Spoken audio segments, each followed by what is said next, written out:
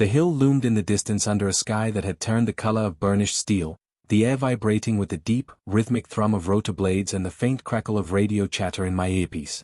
We had been watching that hill for 3 days, studying every fold of terrain, every shadow cast by its jagged rocks, every glint of metal from the enemy encampment dug into its slopes. Intelligence said they were using the hill as a relay station, intercepting communications, coordinating ambushes, and funneling supplies through a hidden road snaking behind its crest. Taking it out was supposed to cripple their command in the region, but the men up there were not amateurs. They were disciplined, heavily armed, and had every approach mined or monitored. That was why they had sent us, the SEAL team tasked with doing the impossible, with making a fortress crumble in silence. I crouched low in the dust, the stifling heat pressing down like a lead blanket, sweat soaking through my combat shirt, the taste of sand on my tongue. My rifle rested steady in my hands, optics scanning for movement while my teammates advanced in staggered formation, each shadow and hollowed out rock a potential sniper's nest. We moved with the kind of focus that comes from repetition and training drilled into instinct, every muscle alert, every breath controlled. The plan was surgical, 2 men circling wide left, 2 others scaling the slope to the right, while I pushed straight through the middle with Ramirez at my side. The hill had narrow goat trails leading up, switchbacks choked with scrub and loose rock, and every step we took felt like it echoed through enemy ears. The radio was mostly silent except for soft clicks and whispered updates, and I could feel the tension in the team, a coil wound tight and ready to strike. We reached the first choke point, a cluster of boulders forming a natural wall, and froze as a shadow flickered above us. My heart rate barely shifted, we had expected this. Ramirez signaled with 2 fingers, and I raised my rifle just as a sentry stepped out, his silhouette framed against the dying sun. He never saw us. A suppressed shot cracked softly, and his body crumpled soundlessly. We moved forward, clearing the next bend, and that was when everything exploded into motion. Gunfire erupted from the ridge above, a hail of rounds kicking up dust and shattering rocks inches from our heads. We dove for cover, hugging the slope while bullets whined past like angry bees. Someone shouted coordinates, and a burst from our automatic rifleman stitched across the enemy position, forcing them down. The hillside echoed with the sharp percussion of suppressed fire, a muted thunderstorm rolling through the rocks. We were pinned but not panicked. This was what we trained for, chaos measured in fractions of seconds, survival built on teamwork. I crawled forward, pressed flat to the earth, sighting a shooter's muzzle flash and putting 2 rounds into it before he could reacquire us. Ramirez moved up alongside me, tossing a smoke grenade that spilled a white curtain down the trail, and under its cover, we surged forward, feet digging into loose gravel, hearts pounding. The hill was alive now, defenders scrambling to repel us, their shouts carrying through the smoke and dust. I caught glimpses of them through my optics, faces behind sandbags, rifles braced against rocks, the flash of a rocket tube being raised, and fired without hesitation. The rocket fired, trailing fire and smoke, but it went wide, detonating against the slope below us in a deafening blast that sent shards of stone slicing through the air. One of our guys on the left flank cursed over comms, voice tight but steady, confirming he was fine. The fight dragged us upward step by brutal step, every few meters another burst of gunfire, another grenade, another moment where instinct and training were the only things between life and death. The hill was steep and unforgiving, the ground crumbling underfoot, but the adrenaline pumping through my veins made me feel unstoppable. We were almost halfway up when the world seemed to pause, just for a second, and I caught a glint far above, higher than the hill's crest, higher than any sniper's nest could be. My instinct screamed, and I ducked, dragging Ramirez with me. A moment later, a single crack split the sky, a sound that was sharp yet strangely distant, like a whip snapping miles away. The man we had been targeting, an enemy officer directing his fighters from a concealed perch, jerked violently and fell backward, his body tumbling down the slope in a lifeless sprawl. Confusion rippled through their ranks. The gunfire faltered, their disciplined bursts turning erratic, shouts of alarm cutting through the chaos. That shot hadn't come from us. I scanned the horizon, searching for its source, and my blood ran cold. There, high above, cutting through thin clouds at 20,000 feet, was the silhouette of a stealth drone, almost invisible against the gray sky. It circled with predatory grace, its long wings gleaming faintly in the sun's dying light. The realization hit me. Someone, somewhere far from this dusty battlefield, had just taken out our primary target with a single, surgical round fired from an altitude so high it defied belief. The enemy panicked. Without their commander, their defense crumbled. They fired blindly, retreating toward the rear slopes, abandoning carefully prepared positions. My team wasted no time. We surged upward, moving faster now, gunfire dropping enemies before they could regroup. The air reeked of cordite and sweat, the dust so thick it coated my teeth, but there was a strange calm in me, a clarity born from years of this kind of fight. We were ghosts, relentless and silent, sweeping through their defenses like water through cracks. At the crest, I paused behind a rock outcropping, catching my breath, scanning the scene. The relay station was a mess of radio antennas, sandbag bunkers, and ammunition crates. Enemy fighters scattered like ants, some throwing down their rifles, others firing wildly before being cut down. The drone hovered far above, watching, silent and omnipotent. I couldn't shake the thought of that single shot, fired with such precision that it had decapitated their command and turned this battle into a rout. Ramirez joined me, his face streaked with sweat and grime, eyes wide but steady. "That wasn't us," he muttered over comms, voice low. "No kidding," I replied, scanning the sky again. The drone had already banked away, vanishing into the haze, leaving only silence in its wake. Questions piled in my head: who had authorized it, how they had coordinates so precise, why they had waited until the exact second we were closing in, but there was no time for answers.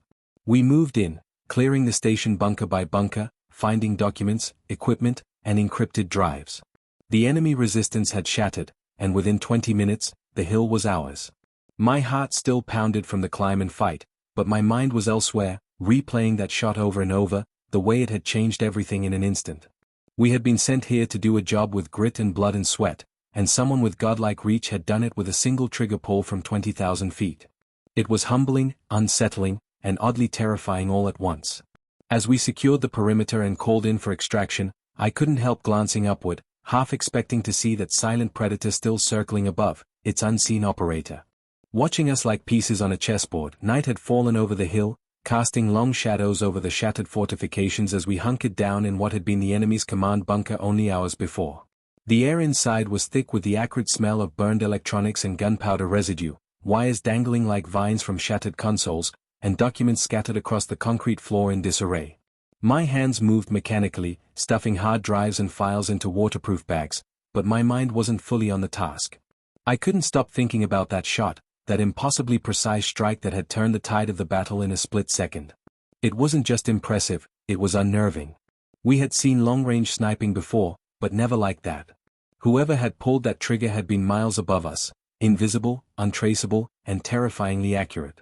Even among SEALs, where precision was a way of life, this was something different, something almost inhuman. Ramirez crouched beside me, scanning a laptop screen he'd salvaged from the rubble. "Encrypted," he muttered. "Military grade. This isn't local tech. These guys had funding." I nodded, glancing around the bunker. The more I saw, the more questions I had.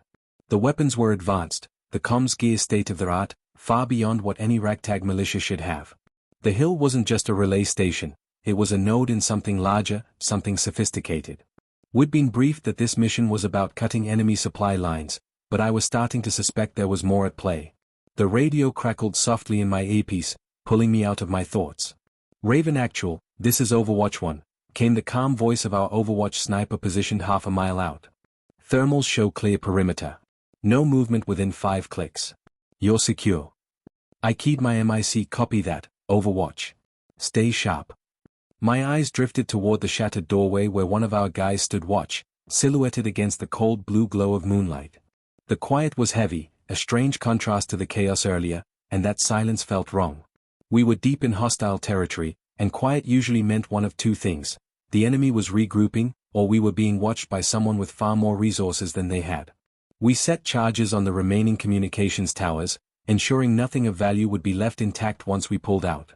Every click of a detonator, every hiss of duct tape being torn, echoed unnaturally in the still night air. Ramirez's head jerked up suddenly, and I felt it too, a hum, faint but distinct, vibrating through the ground. I stepped outside, scanning the horizon, and there it was again, low and constant, like distant thunder. Then a shadow passed across the moon, so high it was almost indistinguishable from a passing cloud, but I knew better. The drone was back. I grabbed my rifle and looked through the scope, but even at maximum magnification it was just a dark silhouette gliding silently across the sky. My stomach tightened.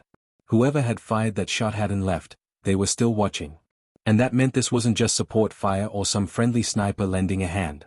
This was surveillance, precision tracking, and a display of power meant to send a message, though I couldn't tell if that message was for us or the enemy. Drones back, I murmured over comms.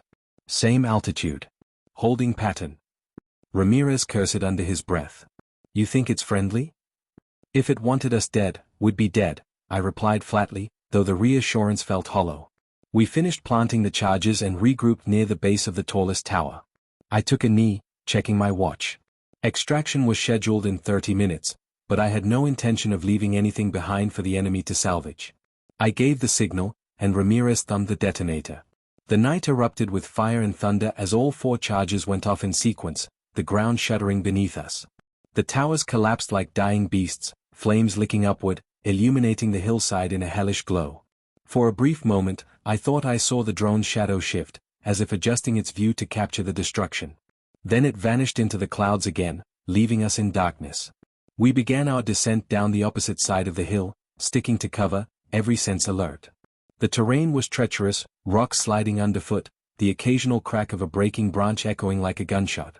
The moonlight painted everything in shades of silver and black, and I kept glancing upward, half expecting the drone to reappear.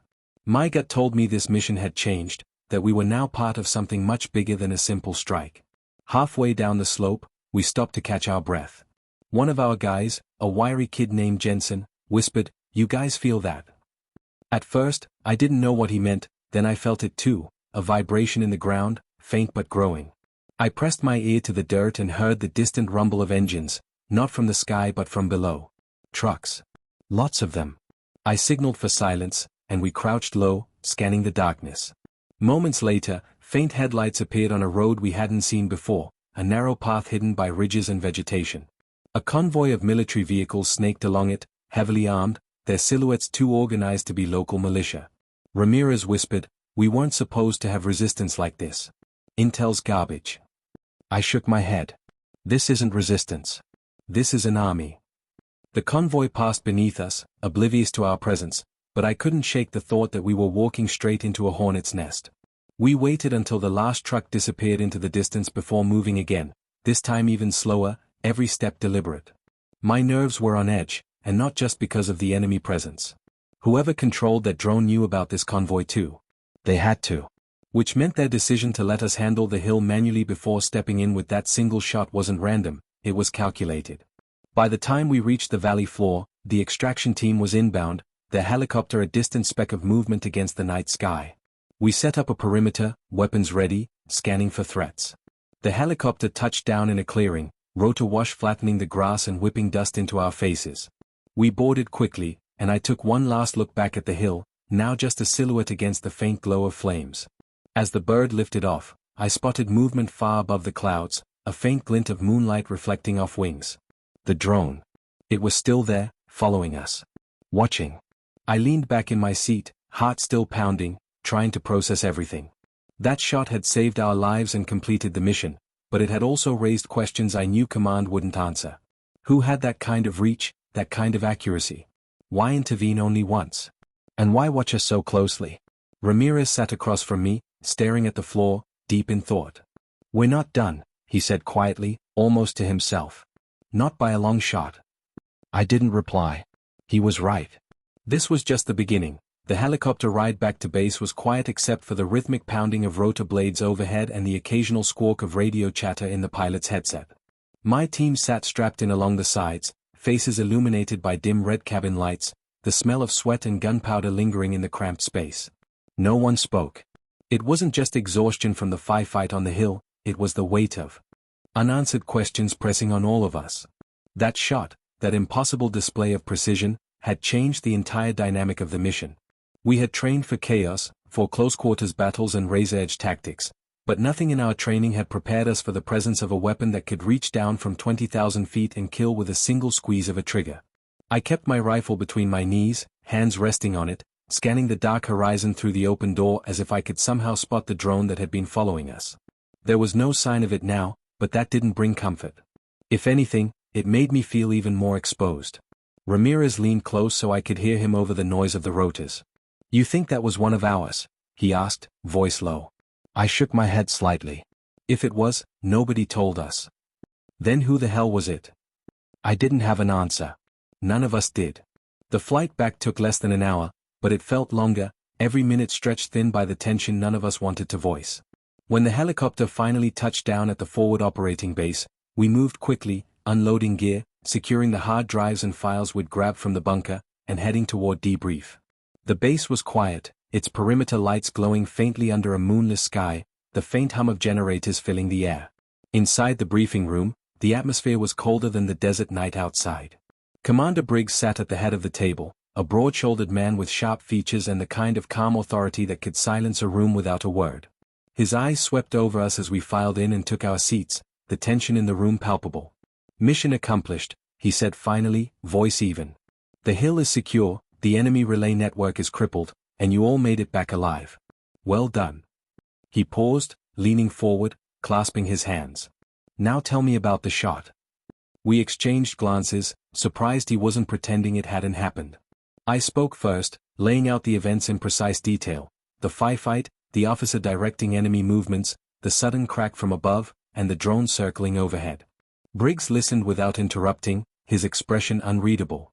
When I finished, Ramirez added his observations about the drone's behavior, its altitude, and its silence on our comms. Briggs sat back in his chair, eyes narrowing slightly. "You're not imagining things," he said finally. "That drone wasn't ours." A ripple of unease went through the team. "Then whose was it?" Jensen asked. Briggs exhaled slowly. "That's above my pay grade."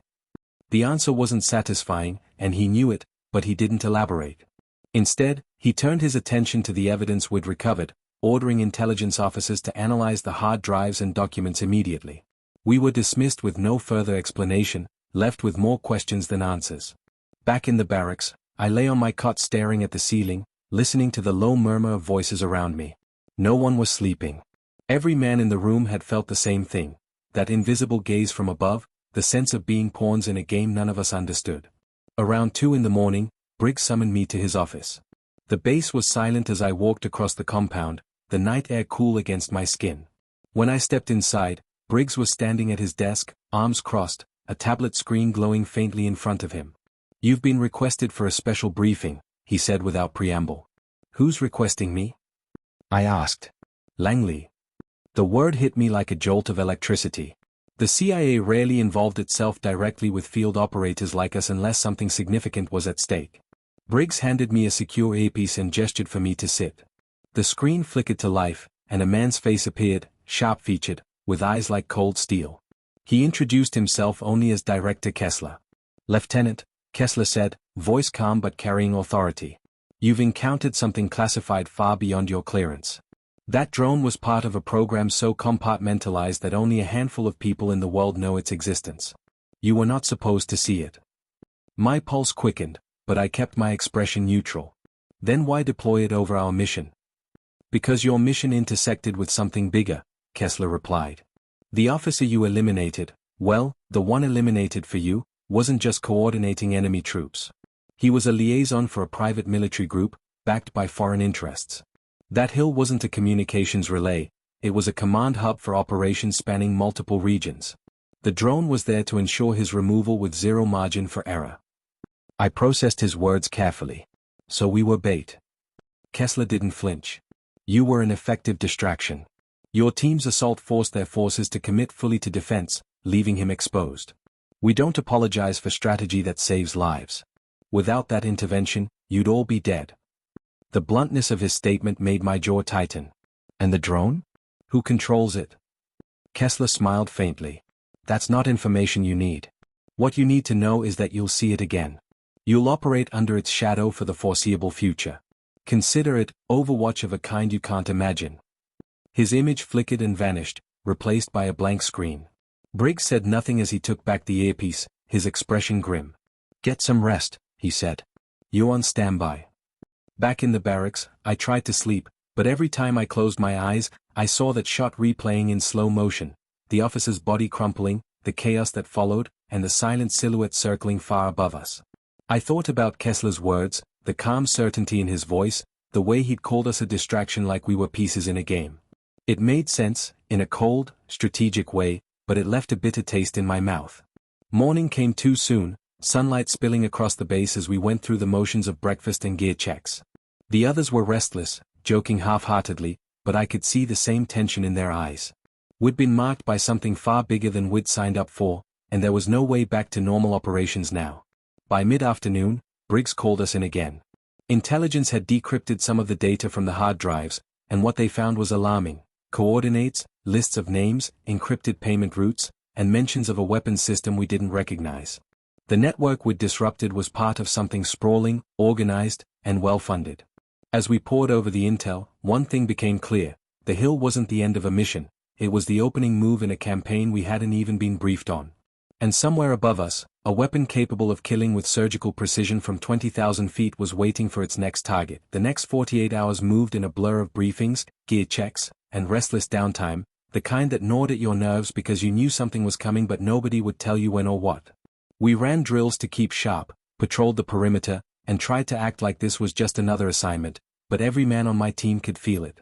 The air on base was heavy with tension, the kind that seeps into your bones and refuses to let go. Ramirez spent most of his time dissecting the decrypted files we'd managed to pull from the hill. He had an eye for patterns, and he didn't like what he was seeing. "These payment routes don't make sense," he muttered one evening. As we sat in the mess tent, the hum of generators filling the background. "They're not routed through any standard banking systems, not even black market channels. It's something else, something I've never seen before." I leaned over his shoulder to glance at the screen. Strings of numbers and symbols filled it, more like code than financial data. "Maybe they're not payments," I suggested. Ramirez looked up at me, eyes narrowed. "Then what the hell are they?" Before I could answer, Briggs strode into the tent. He didn't bother with small talk, just said, "Gear up. Briefing room in 5. The room fell silent. We moved quickly, instinct taking over, grabbing rifles, checking ammo, securing vests. The tension ratcheted up with every step toward the briefing room, and when we arrived, Kessler's face was already on the screen, his expression as unreadable as before. "Gentlemen," he began, his voice steady and cold. "You've been selected for an operation that will test every skill you have. The hill was the first piece of a puzzle, and now we're moving to the second. Intelligence from the hard drives has identified a weapons cache operated by the same network. It's hidden in a canyon system 40 miles east of your current location. You'll insert tonight, locate and secure the cache, and extract any intel. Expect heavy resistance." His words were clipped, precise, but it wasn't the mission parameters that caught my attention, it was the way he glanced off screen, as if reading instructions from someone else. He wasn't just briefing us, he was being briefed himself. "Will we have air support?" Briggs asked. Kessler paused, then gave a slight smile that didn't reach his eyes. "You'll have Overwatch." The word carried weight, a clear reference to the drone. Ramirez shot me a look, and I could feel my stomach tighten. Kessler continued, "You won't see it, but it will be there. You are not to engage with it or attempt to communicate. Focus on the mission." Dismissed. The screen went dark, and Briggs turned to us. "You heard him. Load up." The ride to the canyon was rough, the helicopter slicing through turbulent air as we sat in silence, each man lost in his own thoughts. I stared out the open door, scanning the horizon, but the sky was empty, no stars visible through the thin veil of clouds. I knew the drone was up there somewhere, watching us, silent and invisible. The thought should have been reassuring, but it wasn't. Instead, it felt like being stalked by a predator that could strike at any moment. We touched down a mile from the canyon entrance, rotor wash kicking up dust and loose sand, and the bird lifted off as soon as we hit the ground. The desert was eerily quiet, the kind of silence that made every footstep sound too loud, every breath too harsh. We moved in staggered formation, night vision goggles casting the world in shades of green and black. The canyon loomed ahead, its jagged cliffs rising like dark sentinels under the moonless sky. Ramirez whispered, "Feels like a trap." I didn't answer because I was thinking the same thing. We advanced cautiously, checking every shadow, every crevice, until we reached the canyon mouth. That was when I felt it again, a faint vibration through my boots, subtle but unmistakable. The drone was overhead, high above the clouds, its presence a silent reminder that we weren't alone. We slipped into the canyon, the walls towering over us, the path narrow and winding. The air was cooler here, damp with the smell of stone and sand. The deeper we went, the more I felt like we were being funneled into something.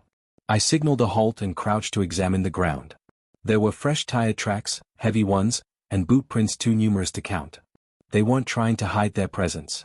Ramirez knelt beside me. They know we're coming, he whispered.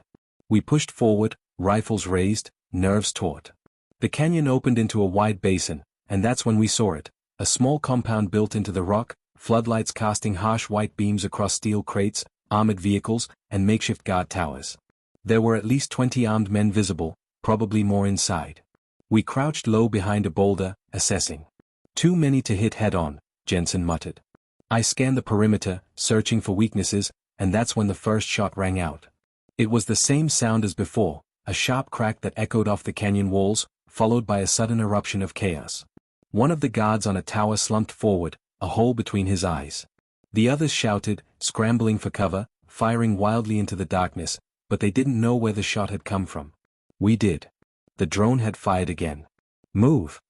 I barked, and we surged forward under the cover of their confusion. More shots echoed from above, each one surgical, each one dropping a target before they could react. It was like having an invisible sniper team covering us, one that couldn't miss. We reached the outer fence, cut through it, and stormed the compound, clearing buildings with brutal efficiency. Inside one of the structures, we found rows of weapons crates, explosives, and encrypted servers. Jensen started photographing everything, Ramirez yanked hard drives, and I stood by the door, scanning the canyon. The enemy was in full retreat, abandoning their vehicles and equipment, but I couldn't shake the feeling that this was too easy. It wasn't a firefight, it was an execution. We set demolition charges, rigging the entire stockpile to blow, and fell back to a safe distance. The explosions tore through the canyon, fire lighting up the night sky, and I caught a glimpse of the drone silhouetted against the flames, circling like a vulture. That thing's not just Overwatch, Ramirez muttered, his voice grim. It's running the op. I didn't disagree. As we waited for extraction, crouched in the shadow of the canyon wall, I realized we weren't soldiers in control of our mission anymore. We were pieces being moved by something far bigger, something that could kill anyone, anywhere, at will. When the helicopter arrived, we boarded quickly, the downdraft whipping dust into our faces. As we lifted off, I looked back one last time at the burning compound and the black sky beyond it, and I knew that whatever game we'd been pulled into, it was only getting started. The base felt different when we returned.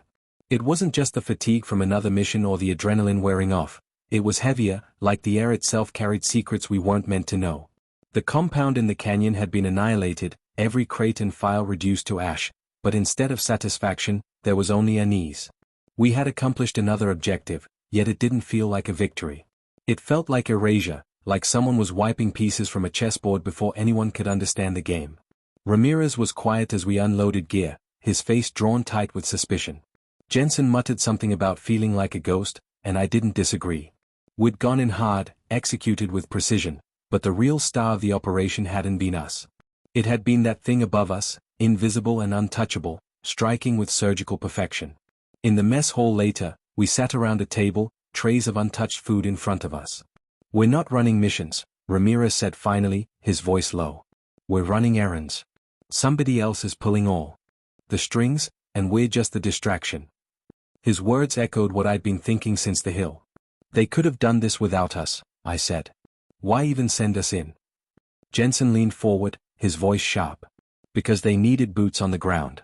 They needed us to take pictures, grab intel, make it look like a standard op. That way, no one asks questions about their ghost sniper in the sky. The thought chilled me. I'd been on missions where politics overshadowed the fight, but this felt like something else entirely. We weren't soldiers anymore, we were props. Before I could respond, Briggs entered the hall, his expression unreadable. Briefing room, he said simply. We followed him, the tension thickening with each step. Inside, the lights were dim, the screen already glowing with Kessler's face. He didn't waste time with pleasantries. Gentlemen, congratulations on another successful operation. The Canyon cache was a major node in their logistics network, and its destruction has set them back months. He leaned forward, his eyes cold. But we're not done.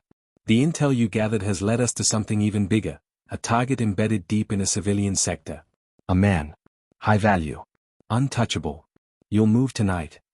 His tone carried no room for argument, but I wasn't going to let it slide. You're dropping us into a civilian area? I asked, my voice controlled but firm. We're not assassins. Kessler's lips curved into a thin smile. You're not assassins. You're extraction. You'll locate him, confirm his identity, and extract him alive. Leave the rest to us. The way he said it sent a shiver through me. We all knew what "leave the rest" meant. The drone would handle cleanup. Coordinates will be sent to your encrypted devices, Kessler continued. Be ready. Wheels up in 1 hour. The screen went dark. None of us moved. Finally, Ramirez spoke. We're being sent to grab a man so they can put a bullet in his head from the stratosphere. Briggs didn't deny it. Orders are orders, he said. Get your gear. That hour passed in a haze of preparation. I checked and rechecked my rifle, my sidearm, my gear, but my mind kept drifting to the man we were about to snatch. Who was he? Why was he worth deploying a weapon that could kill him with a shot no one would ever see coming? And why involve us? By the time we boarded the helicopter, the night sky was cloudless, stars like pinpricks scattered across a black canvas. I searched for the drone, knowing it was out there, but of course, I couldn't see it. Its invisibility wasn't just technological, it was psychological. It was everywhere and nowhere at once. The flight took us over rough terrain, then over faintly glowing city lights, a reminder that we were moving into a place where civilians lived their lives unaware of the shadow war being waged above their heads. We landed on the outskirts, a dark patch of scrubland a mile from the target's coordinates. Moving in, we kept low, weaving through narrow streets and alleys, our NVGs painting the world in green hues. The air smelled of dust and cooking fires, the distant hum of generators mingling with the barking of stray dogs. We reached a 2-story house tucked at the end of a dimly lit street. The structure was unassuming, but the intel had been clear. Our target was inside, guarded but not heavily fortified. Ramirez tapped his earpiece. Thermals show 4 inside. 1 matches the profile. I signaled positions, and we moved in, silent as shadows. Jensen picked the lock, and we slipped through the door, clearing rooms with ruthless efficiency.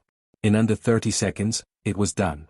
3 guards were down, and our target, a middle-aged man with sharp features and terrified eyes, was zip-tied and gagged.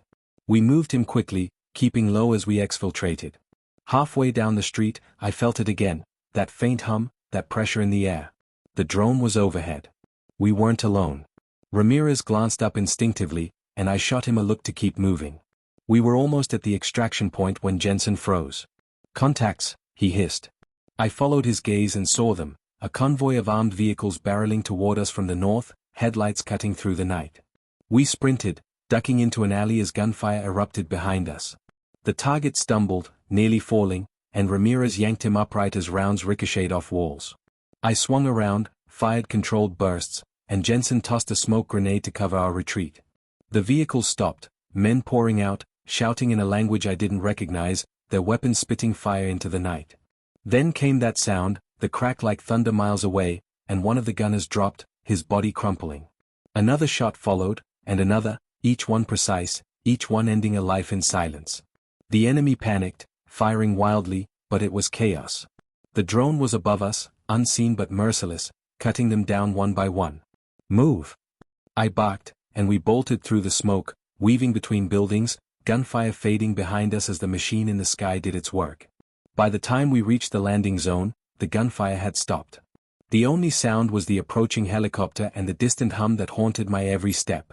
We bundled the target aboard and lifted off, the city lights shrinking below us. Ramirez sat across from me, his face pale, sweat streaking dirt down his cheeks. That wasn't Overwatch, he muttered. That was a goddamn execution squad. I didn't reply because he was right. We hadn't fought that battle, we'd been escorted through it, ushered by an invisible hand. The man we'd captured sat between us, trembling, his eyes darting nervously. I wondered if he understood that his fate had already been sealed long before we touched down. The helicopter banked hard, heading back toward base, and for a brief moment, I thought I saw something glint high above the clouds, just a faint shimmer of reflected moonlight. It was there, watching, guiding us like pieces on a board. And for the first time in my career, I realized I wasn't afraid of the enemy below. I was afraid of whatever sat 20,000 feet above us, pulling the strings. The interrogation room was stark and cold, a single metal table under harsh fluorescent light, its hum filling the silence like a swarm of insects. The man we'd snatched from that house sat cuffed to the table, sweat dripping down his face, his breathing uneven but steady enough to show defiance. I stood in the corner, arms crossed, helmet off, watching him as if he might vanish if I blinked. Briggs leaned against the wall, stone-faced, while Kessler sat opposite the man, a tablet in front of him glowing softly. The drone footage from the mission was playing silently on the screen, every kill shot highlighted with precise red markers. "You know why you're here," Kessler said finally, his voice calm but with a sharpness that cut through the air like a blade. The man didn't answer. He stared at Kessler with eyes that were neither afraid nor resigned. There was anger in them, simmering, like he'd been expecting this moment for years. Kessler tapped the screen, and a photo appeared, satellite imagery of a convoy, then a building, then faces. "You've been orchestrating shipments through civilian sectors, using families and homes as cover. Do you deny it?" The man's lips curled into a bitter smile. "I deny nothing," he said, his accent thick but his English flawless. "But tell me, Commander, do you sleep well after this?" He gestured toward the footage. "Does the pilot? The shooter? Do they dream of those they kill from the sky?" Kessler's jaw tightened, but he didn't respond. He simply leaned back and slid the tablet aside. "You're going to tell us everything. Names, routes, locations. And if you cooperate, maybe you'll live." The man chuckled softly, shaking his head. "I will not live, and you know this. You brought me here to bleed me of information and then you will erase me. Just as you erased my men, my convoy, my city. I am already dead." His calmness unsettled me more than his words. Briggs shifted uncomfortably, his hands behind his back, but Kessler remained composed. "You're right," Kessler said finally. "You're not leaving here alive.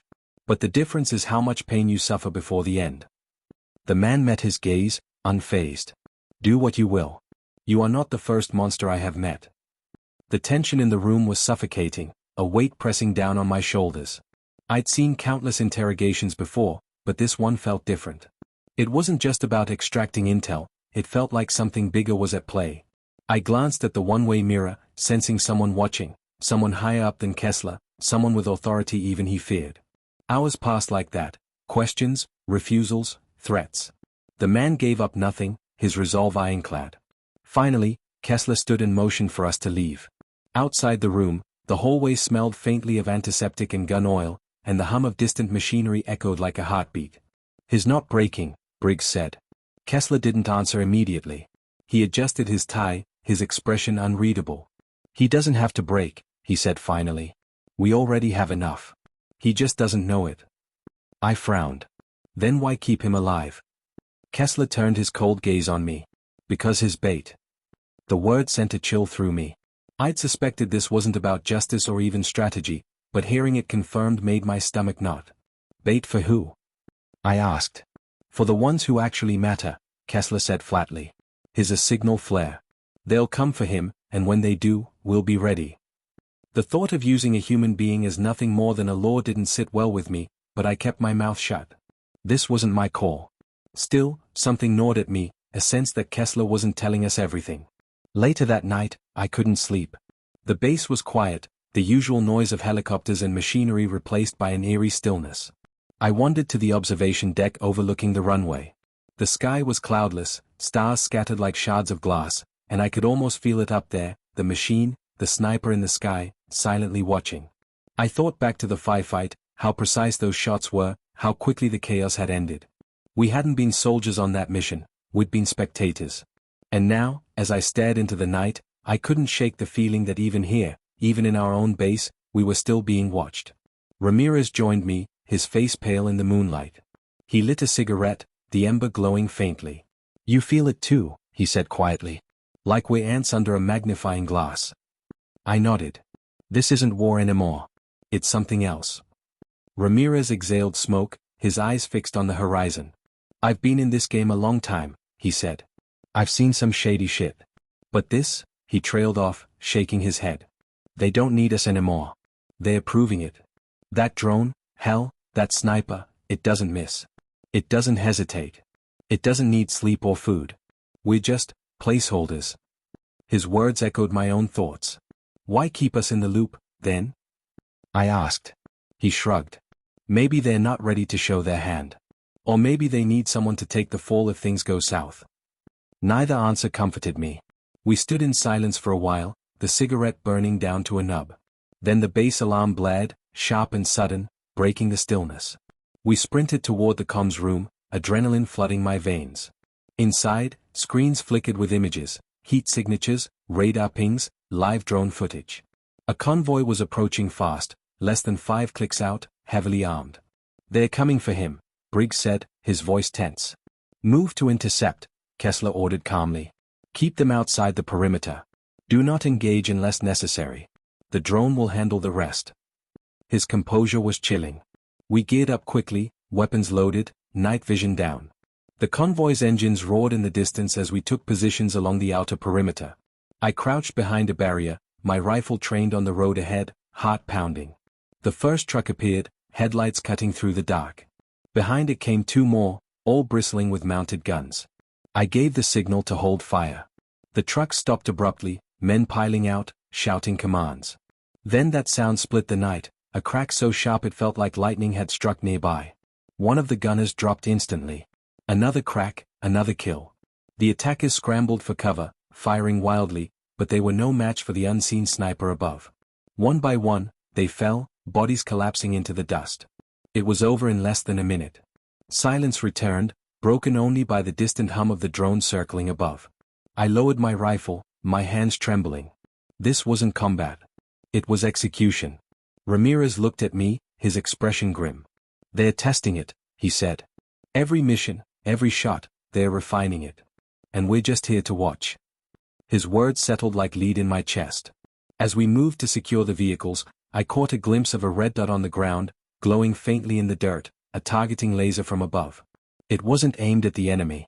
It was aimed at us. The red laser dot lingered on my chest for a second too long before vanishing, but that fleeting moment was enough to twist my gut into knots. I froze, pulse pounding in my ears, scanning the sky as if I could see through the blackness to the snipers perched 20,000 feet above. Ramirez stiffened beside me, his hand tightening on his rifle. He had seen it too. We exchanged a glance, both of us understanding without words that we weren't the ones in control out here, not even close. Kessler strode forward, calm as ever, his suit immaculate even under the harsh perimeter lights. He didn't even look at us. Instead, he examined the burning wreckage of the enemy convoy like a man admiring a piece of art. Clean, he muttered. Very clean. His voice was detached, clinical. I wanted to ask him if he'd noticed that one of his own men had just been painted by a targeting system, but the word stuck in my throat. Briggs walked over, helmet under his arm, scanning the sky. That wasn't a warning, he said quietly. That was a message. Kessler finally turned his head slightly, his expression unreadable. Good, he said. Then it means they are paying attention. That response chilled me more than the laser had. Ramirez muttered a curse under his breath, but we all followed Kessler back to the command tent. Inside, the air was thick with tension. Operators hovered over screens displaying drone telemetry, heat signatures, and encrypted communications. The captured man, our so-called bait, was being transferred to a reinforced bunker under the base. He was heavily guarded, but I couldn't shake the feeling that none of it mattered. Whoever controlled that drone, whoever pulled that trigger from the heavens, could erase him, and us, with the press of a button. Kessler moved to a console and began reviewing the drone footage from the firefight. Each kill was marked and catalogued with eerie precision. 17 confirmed, one of the operators reported. 0 collateral. Kessler nodded in approval. The program is working flawlessly. That word, program, stuck out. I leaned over Ramirez's shoulder as he adjusted his headset. You notice how he talks about it? I whispered. Not the drone, not the sniper. The program. Ramirez grunted. You think there's even a person up there? I hesitated. You think there isn't? Ramirez didn't answer. That silence was louder than anything he could have said. Hours dragged by as we fortified the base. Extra barriers were erected, patrols doubled, but none of it eased the gnawing unease in my chest. The enemy would come again, of that I was certain. The bait was too valuable, too symbolic. But the bigger threat wasn't outside the wire, it was above us, watching, recording, judging. Sometime past midnight, I was summoned to Kessler's quarters. The room was dimly lit, sparse, with only a desk, a cot, and a secure terminal. Kessler sat behind the desk, typing furiously. You wanted to see me? I asked, trying to keep my voice steady. He gestured for me to sit. You've been asking questions, he said without looking up. About the drone. About the shooter. I felt my stomach tighten. I just like to know who's covering my back. He finally looked at me, his piercing gaze like a spotlight. They're not covering your back, he said. They're covering the mission. Don't make the mistake of thinking this is about you. His words were blunt, but there was something in his tone that sounded like a warning, not a reprimand. "Who's pulling the trigger?" I asked, unable to hold back. "Is it a person or—" I trailed off, but he understood. A faint smile tugged at his lips. "Both," he said cryptically. "Human judgment, machine precision. The perfect marriage of instinct and algorithm." He leaned back, folding his hands. "But that's not why I called you here." He slid a small tablet across the desk. On it was a dossier filled with names, faces, and coordinates. "You're going to lead a strike team at dawn," he said. "We have intel on a secondary target, the one truly running this network. The man downstairs is a lieutenant. The one you're going after is the general." I studied the screen, my mind racing. "And the drone?" "It'll be watching," Kessler said. "Just like last time." He paused, his eyes narrowing. "Don't make it nervous." His choice of words made my skin crawl. That night, I didn't sleep. I sat in the army cleaning my rifle, going over the plan again and again. The target compound was deep in hostile territory, heavily guarded. It should have been a suicide mission. But with the sniper above us, the odds were different. In some ways, that was even more terrifying. At dawn, we moved out in 2 Black Hawks, blades slicing through the cool morning air. The rising sun cast long shadows across the desert, and I couldn't shake the feeling that something was out there, following us silently. My radio crackled with updates from command, but there was no chatter from the sniper. There never was. We hit the ground fast, moving in a staggered formation toward the compound. It was quiet, too quiet. The hairs on the back of my neck stood up. Ramirez whispered over comms, "Feels wrong." He was right. We breached the first building, clearing rooms quickly. No resistance.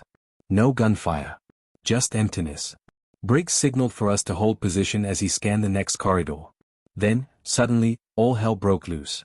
Gunfire erupted from every angle, traces slicing through the air. We dove for cover, returning fire, but we were surrounded. My heart raced as I tried to process the chaos.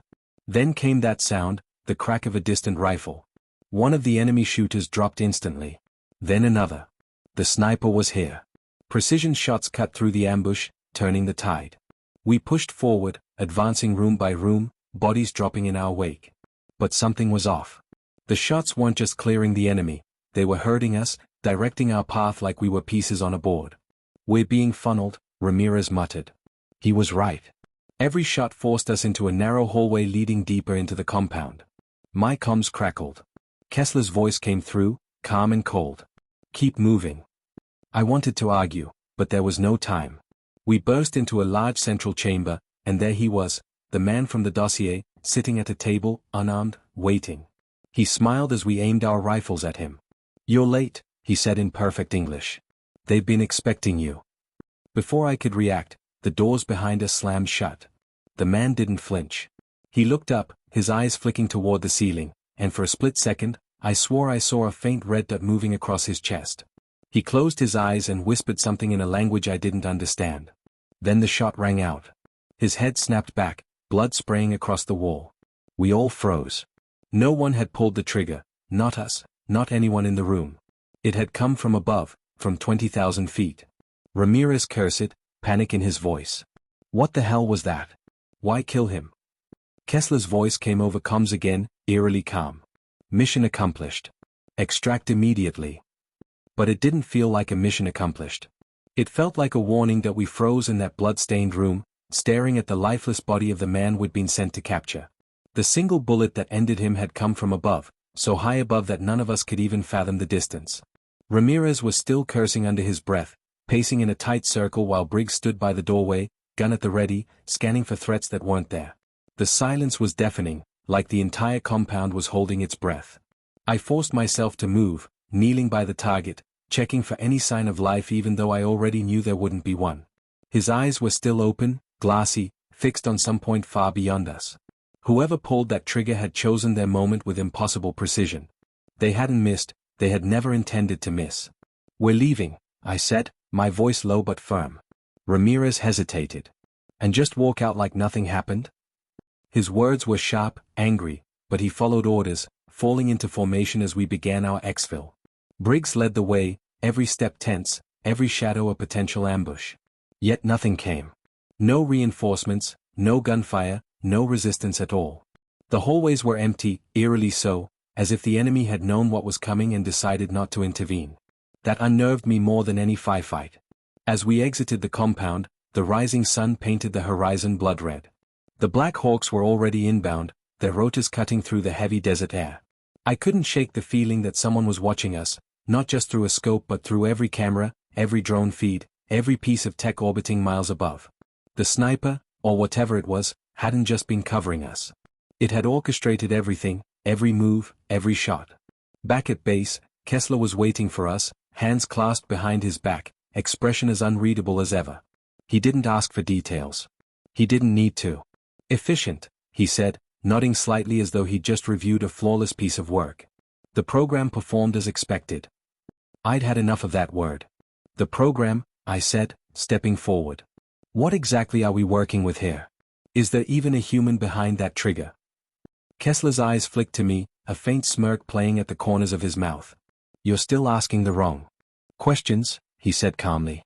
It doesn't matter who or what's behind it. What matters is results. He turned his back on us, walking toward the command center. Get some rest, he added. We'll be wheels up in 3 hours. His dismissal burned, but we followed orders, retreating to the barracks.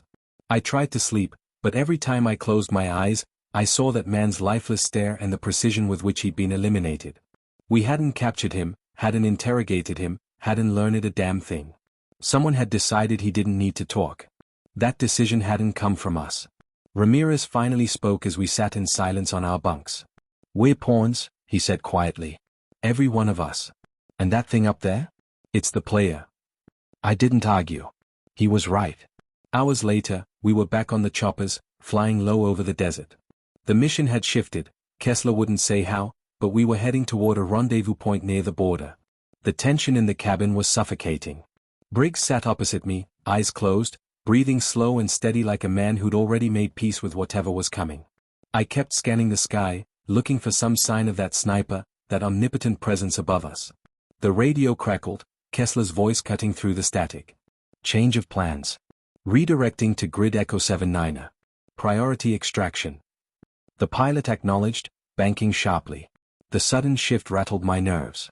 We were being moved like chess pieces, no explanation, no context. That's when it happened. The first explosion lit up the horizon, a ball of fire that turned the sky orange. The chopper jolted violently as shockwaves ripped through the air. Missile launch, the pilot shouted. The door gunners opened fire blindly, spraying the desert below, but it was pointless. Another missile streaked past us, missing by feet, and slammed into the second Black Hawk. The explosion was deafening, a fiery blossom that lit up the pre-dawn sky. The chopper disintegrated mid-air, raining burning debris over the sand. My stomach lurched as we banked hard, trying to evade whatever was hunting us. Ramirez clung to his seat, shouting prayers in Spanish, while Briggs remained eerily calm, scanning the skies. It's not them, he said suddenly, voice cold. It's ours. His words sent a chill through me. The missiles weren't from the enemy. They were surgical, precise, like the sniper's bullet. We were being targeted by the same force that was supposed to be protecting us. Evasive, the pilot screamed, pulling every maneuver he knew, but the next missile found its mark. It didn't hit us directly, but the shockwave was enough to send us spiraling. The world tilted violently, sky and sand blending into a blur. I braced for impact. The crash was brutal. Metal screamed as we skidded across the desert floor, the chopper breaking apart piece by piece. The impact knocked the wind out of me, pain shooting through every bone in my body. For a moment, everything was silent except for the crackle of fire and the ringing in my ears. Somehow, I was alive. Ramirez groaned nearby, blood streaming down his forehead but still conscious. Briggs was already on his feet, rifle in hand, scanning the horizon. Move, he barked. We stumbled away from the wreckage just as another missile slammed into it, turning the chopper into a fireball. The heat was intense, searing my face as we dove into the sand for cover. Whoever was behind this wasn't leaving survivors. We crawled through the dunes, trying to put distance between us and the wreck. The desert stretched endlessly in every direction, no cover, no escape. The buzzing of drones overhead was faint but constant, a reminder that we were still being watched. Why? Ramirez gasped, clutching his side. Why kill us? I didn't have an answer, but Briggs did. Loose ends, he said grimly. We weren't supposed to see how it works. The realization hit me like a punch to the gut. We'd been expendable from the start, pawns used to lure out enemies, gather intel, and now, to be erased. A shadow passed over us, a sleek black drone circling silently, its sensors glinting in the rising sun. We were dead men walking. We can't outrun it, I said, panic creeping into my voice. Briggs knelt, pulling out a device from his vest, a small jammer. We don't outrun it, he said. We blind it. He switched it on, and a high-pitched hum filled the air. The drone above faltered, its sensors flickering, then it veered off course, circling erratically. It bought us a few seconds, maybe a minute at most. Move! Briggs barked, and we ran, pushing through exhaustion and pain, every step a fight for survival. The desert was unforgiving, the heat rising with the sun, but adrenaline kept us going. We found shelter in a rocky outcrop, collapsing behind cover as the jammer sputtered and died. The drone regained control, circling overhead, but for now, we were hidden. Ramirez coughed, blood on his lips. We can't stay here, he whispered. They'll send more. Briggs nodded, eyes scanning the horizon. We're not getting out of this alive, he said, his voice calm, resolute. But we're not going down quiet. He handed me a small case, sleek and heavy. Inside was a detonator connected to a series of charges I didn't remember packing. If they want to erase us, Briggs said, we make sure they lose something too. The hum of drones grew louder, closer, a swarm descending like vultures. I gripped the detonator, heart pounding, as Briggs took position with his rifle, Ramirez clutching a pistol with trembling hands. The sun rose higher, casting long shadows across the sand. We were surrounded, outnumbered, outgunned, but not beaten yet. I raised my eyes to the sky, searching for that sniper, that invisible executioner watching from miles above. If you're going to kill us, I muttered under my breath, then come and do it yourself. The red dot appeared on my chest again, steady this time, unwavering. My thumb hovered over the detonator. One last act of defiance. One last choice. And for the first time, I felt like I was finally the one pulling the trigger. The end.